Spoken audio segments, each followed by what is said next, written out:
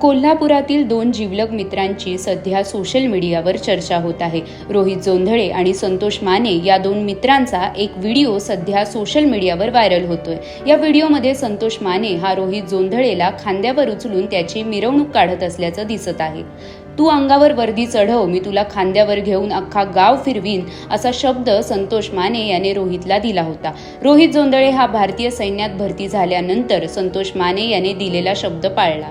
खंडेराव, रनिंगचा र माहीत नसल्यापासून झालेली सुरुवात. आज 109 टीए बटालियनची वर्दी घालणार. त्या आईच्या चेहऱ्यावरती असू येणार, त्या बाच्या चेहऱ्यावरती असू येणार. त्या बानं रिक्षा चालवल्या त्या वाघाला घडवण्यासाठी, आणि आज यो वाघ सरकारी नोकरदार झालाय, साहेब झालाय माझा वाघ. खंडेराव, आईच्या एकदम त्या बॉर्डरवरती पण भाव लागलेली असते. भारत माता की.